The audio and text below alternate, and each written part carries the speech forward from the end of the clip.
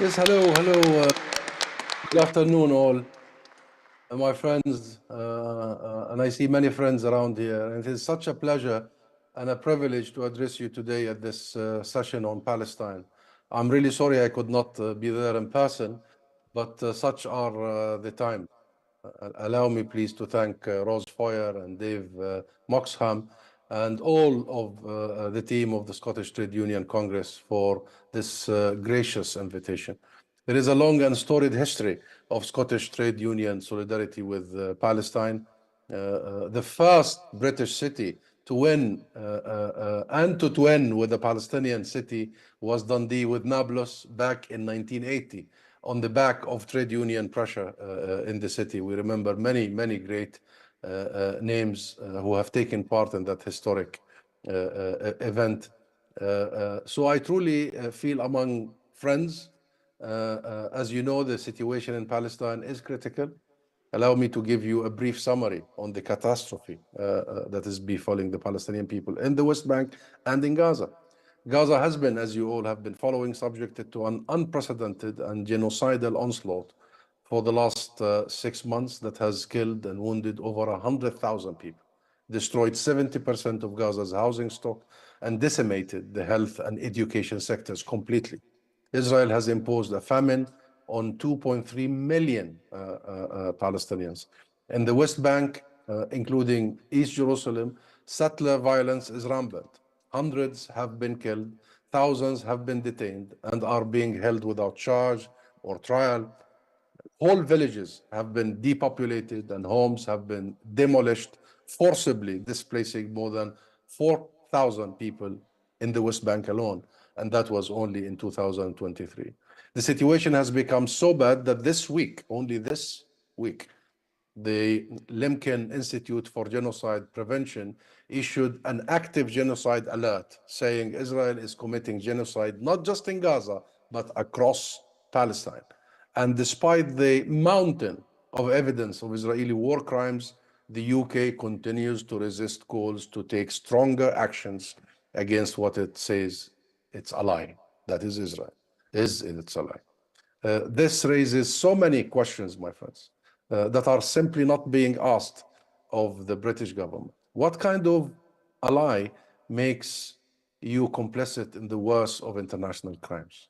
What kind of ally drags you into wider regional confrontations? What kind of ally is continuing to consolidate and deepen an illegal 57-year-old occupation, contradicting even the UK's own policies and laws? Why is the UK afraid of insisting on and imposing, if necessary, the very international laws of which it is so proud of being a main architect? How did the British political establishment across the political spectrum become so engulfed with Israel that it cannot see Israel for what it is? So connected. A colonizer of another people's land engaged in the apartheid and genocide against the people under its occupation. I mean, how difficult it is to see reality for what it is. So, my friends, Israel's genocide against the Palestinian people did not start suddenly on October 7th. It was enabled over decades and decades of impunity, decades of evading accountability, and a history of blind support from its Western sponsors, backers, that never took seriously into account the rights of Palestine's native population. Britain promised European Jewry a homeland in Palestine with the 1917 Balfour Declaration. Nonetheless, the Balfour Declaration described the more than 90% of Palestine population merely as the non-Jewish community, denying us, even then, 107 years ago, our own identity, who we are. They defined us by who we are not. Indeed, there was never a Jewish majority in Palestine until the ethnic cleansing of 1947, 1948, the Nakba events, when 2/3 of the Palestinian people were forcibly displaced by the Zionist militias then. They were never allowed, we were never allowed back to our homes, our properties, our farms.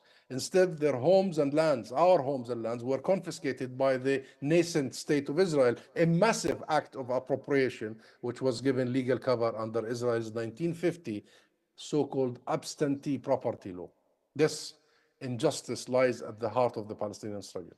Even for those who stayed in what became Israel, they saw their properties confiscated under the so-called present absentee law, absentee category. So can you imagine there is a law that is described as present absentee? You are there, but you are not there. Present but absent. The verbal gymnastics so prevalent today in attempts to excuse and defend Israel's behavior started here in this country. The rest of historical Palestine, East Jerusalem, the West Bank, and the Gaza Strip, as you all know, came under Israel's occupation in 1967. For 57 years, my friends, we have lived under Israel's military rule. In this time, we have seen the birth of Israel's illegal colonial settlement project and its constant expansion. The buildings of settlements in the occupied territory is a war crime. It is illegal under international law, and it is the most obvious, direct, and physical obstacle to any two-state outcome espoused by the UK government and the US and the rest of the world. Nevertheless, Israel was never, ever punished for this quiet, explicit, and illegal land grab. In the 80s, Western powers convinced the Palestinian leadership at the time, Yasser Arafat and his colleagues, that if they turned their focus away from a one-state formula, the PLO until then had insisted that the resolution would come with a single secular democratic state for all of the people in the historic land of Palestine. And instead, Western governments argued we should pursue a two-state formula. Palestinians could finally, they said, fulfill our right to self-determination. That idea was formalized by the PLO's Declaration of Independence in 1988, and this was followed by the 1993 Oslo agreements, which foresaw a Palestinian state on 1967 borders and with East Jerusalem as its capital to live alongside Israel in peace and security. So my friends, that was 30 years ago. But rather than usher in the necessary dismantlement of the settlement project, Israel used the 30 years, the Oslo period, merely to presage massive settlement expansion. Thus, from a settler population of around 200,000 at the beginning of Oslo to now almost 1 million illegal Israeli settlers living in the occupied territories. Indeed, Benjamin Netanyahu, Israel's current prime minister, who rose to power in the Oslo years, is on record as saying that his proudest political achievement was to prevent the emergence of a Palestinian state. He has also said that there will never be a Palestinian state as long as he is in charge. Yet, despite clearly and unequivocally contradicting global consensus around a two-state outcome, including the stated policies of its staunchest allies, strongest allies, closest allies, the US and the UK included, Israel has never been held to account or taken to task. Instead, Israel's occupation has only grown more brutal.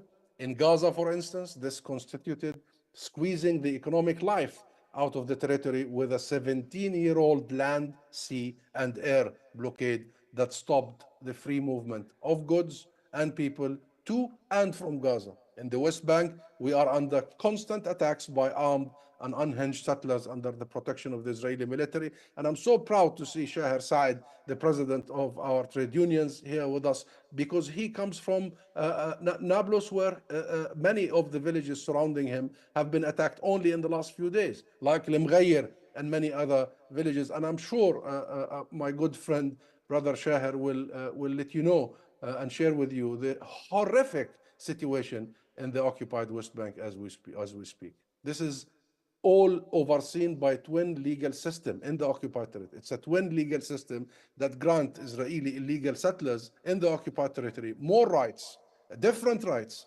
than the Palestinians living on their own land. This, as human rights organizations in Palestine, in Israel, and around the world, including the UK's Amnesty International, have all acknowledged, documented, that this is a full-fledged apartheid system. Yet, even the charge of apartheid has failed to stir Israel's Western backers into any action. And now Israel's Western sponsors are supporting what the International Court of Justice has deemed a plausible genocide against the Palestinian people. So, my friends, it is a bleak picture. It is indeed a bleak picture. As you will hear from other panelists, the humanitarian crisis in Gaza is unprecedented in scale and devastation. This is an entirely man-made disaster. I should have said this is an entirely Israel-made disaster. So scholars even suggest that it will take us 10 to 20 years to recover from this genocide if it stops today. And even if it does stop today, experts say we will likely lose 10,000 lives in Gaza as a result of the malnutrition and disease. The wholesale destruction of Gaza's health and education sectors requires urgent attention, or we will face a lost generation. Yet, here again, the Western government has played a precious role, a very dubious role to stop all this. The agency best placed to deliver this much needed aid and to re-establish both health and education services in Gaza is UNRWA, the UN Refugee and Work Agency. But based on entirely unsubstantiated Israeli allegations, the British government has decided to suspend funding for this vital humanitarian relief agency. Is there any hope, my friends? And is there any hope? There is always hope. There is absolutely always hope. But it requires that Israel's Western allies overturn more than a century of denying Palestinian their rights, human and national rights. And it must start with accountability. With accountability. Israel's exceptionalism must end. Israel must be treated equally to everyone else under international law. War crimes must be punished. Settlements must be rolled back, and Israel's intransigence must be met by a determined effort to compel adherence to international law with sanctions and arms embargo. Israel has proven that it has no respect for international law.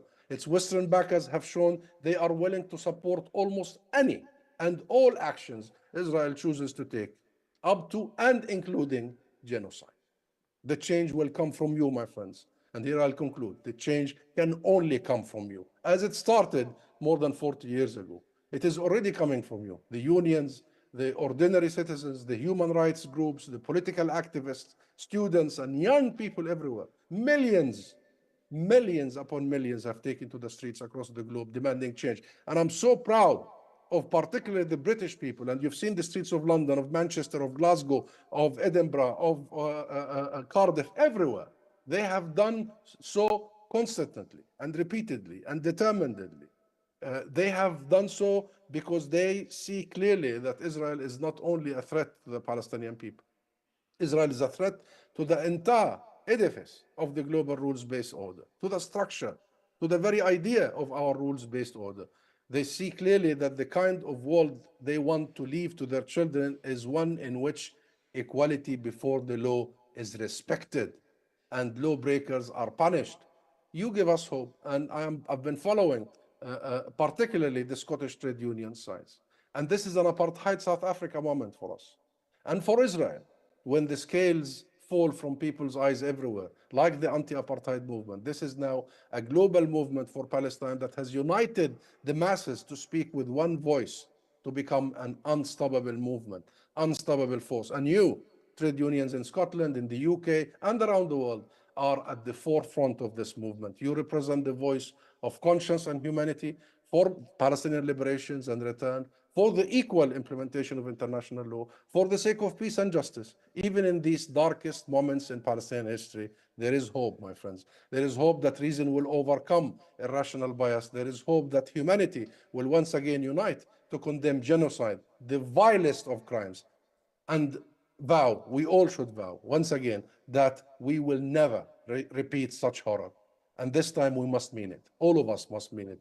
For everyone, not just for the Palestinians, for everyone. So thank you very much.